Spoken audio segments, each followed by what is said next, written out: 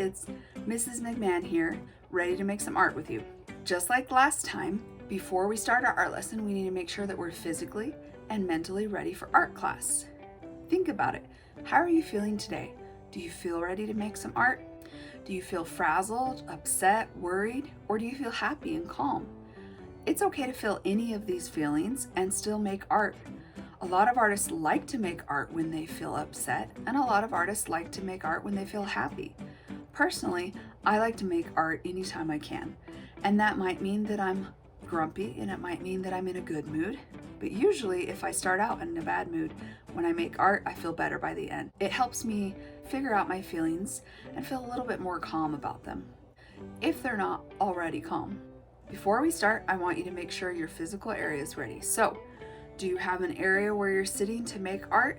If you have a bunch of books or trash or food or things all over your desk, now would be the time to clear it off and make sure you're ready for art. We're going to talk about supplies in just a minute. What about mentally? Do you need to take some deep breaths? Is something bugging you, like maybe you have to go to the bathroom?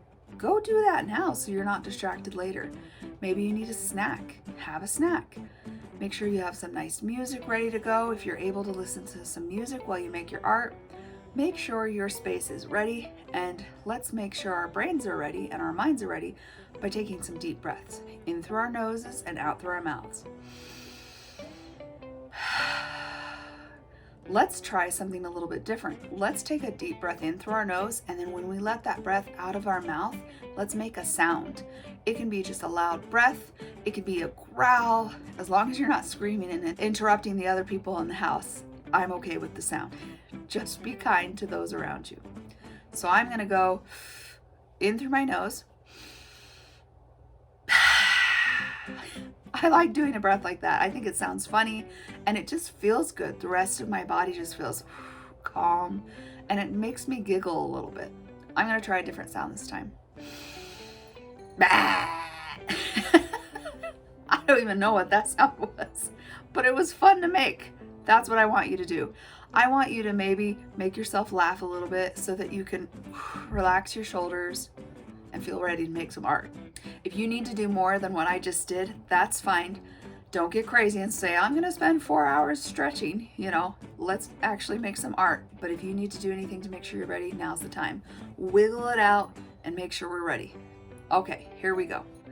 Hopefully your physical area is ready. Hopefully your mind is ready. Let's talk about supplies. You will need something to create your art on. I'm using a thick piece of watercolor paper, like I pretty much usually do. But remember, we're at home learning, so everybody's going to be using different supplies. A notebook, a piece of copy paper that's thinner, a small piece of paper. If you're worried about running out of paper, you can totally take something like this and cut it, have a grown-up help you cut it into smaller pieces. That's fine too. You could make your art tiny like this square. You could make it big like this piece of paper, or even bigger. It's totally up to you and what you have available to you. We're not at school where Mrs. McMahon just passes out paper to us. Next, you need a pencil. You can use a regular pencil or a mechanical pencil. I like using mechanical pencils. It's going to be up to you and what you have.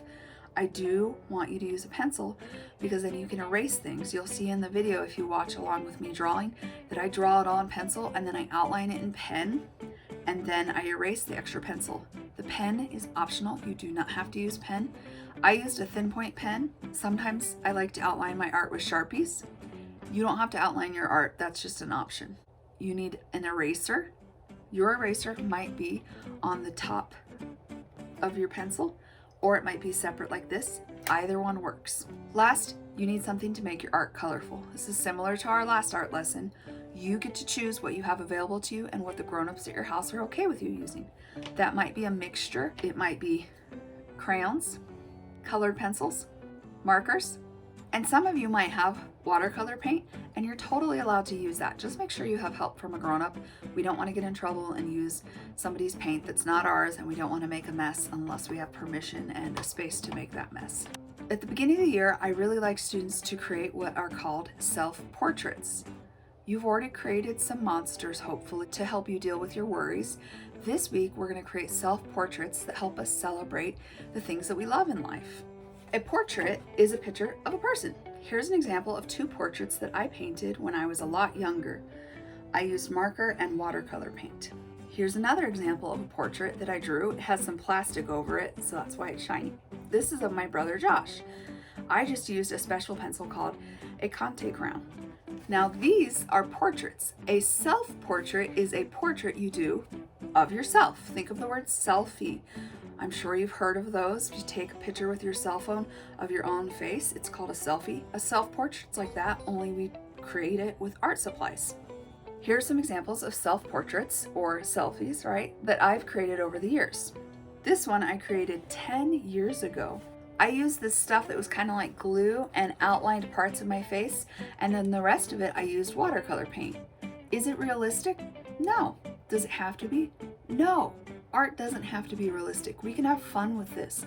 A self-portrait is more about who you are as a person, not necessarily what you look like as a person, right? Our personality. Here's another one. Now, some of you might think this one looks crazy. I don't have green skin. I don't look blurry like that, I don't think. My hair's pretty crazy though.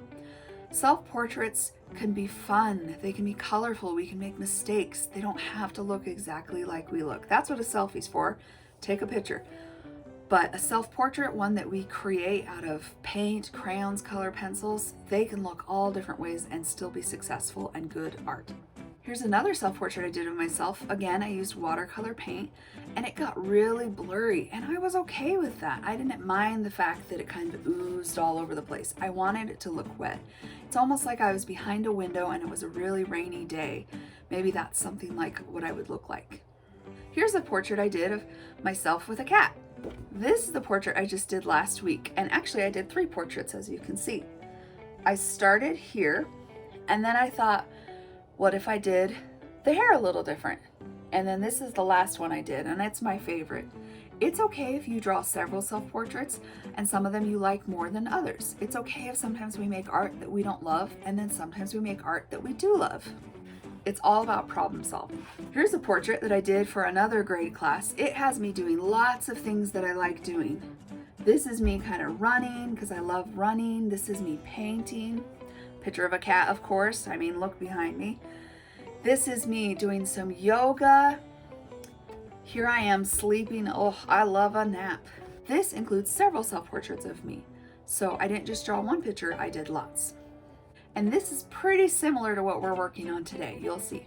Here's another example of some self-portraits I did of myself doing yoga, and this one I'm just hanging out, and I've got some cats. I wanted to practice drawing some cats that day. Here's one more from another grade, self-portrait of me being joyful and expressing different emotions, happy, tired, sad, different things like that. So we've seen that a portrait is a drawing of a person, and it's usually somebody else, right? Because if it's a picture of ourselves, it's called a self-portrait. Oops. A self-portrait is of yourself. A portrait is somebody else.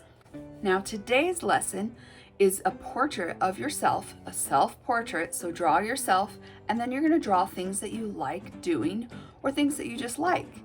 So in my example, I've got myself in the middle, my big curly hair. It's kind of red. I did some different colors there, orange, but we call it red.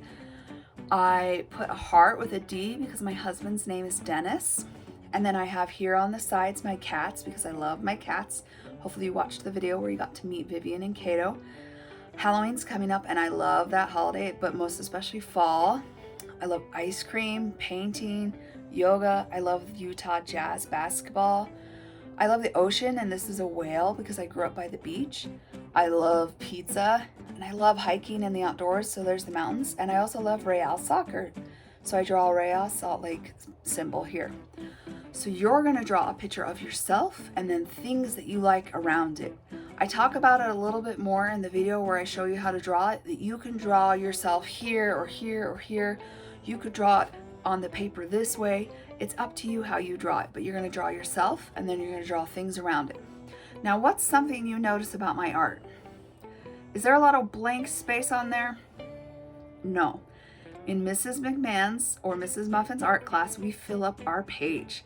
Even in the background, I did different rainbow colors and I filled up the whole page. We don't want to waste a lot of space.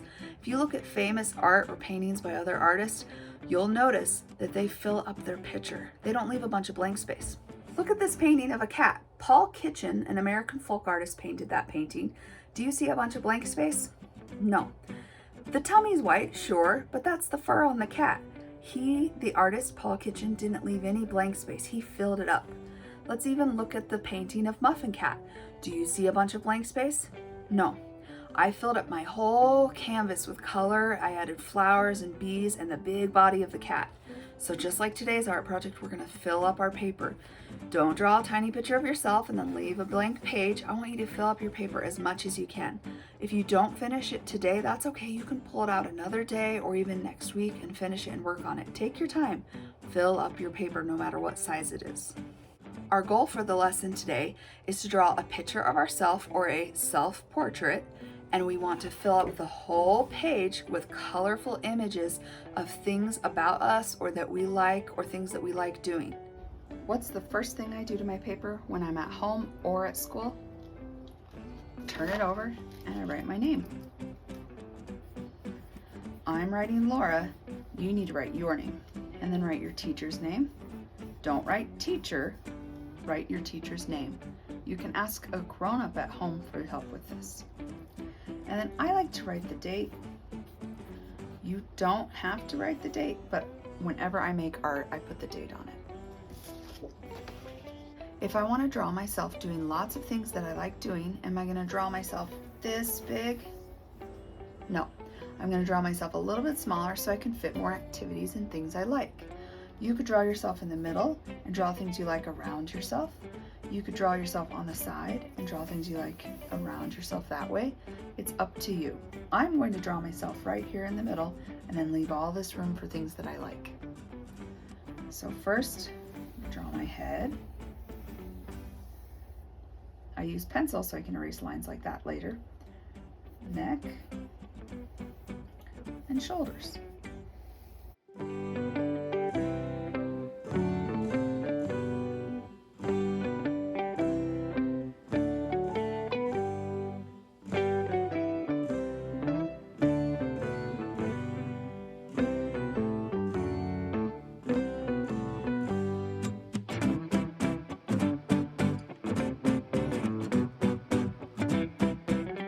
Now I'm going to draw things that I like. I like to draw my cats because I just love my cats.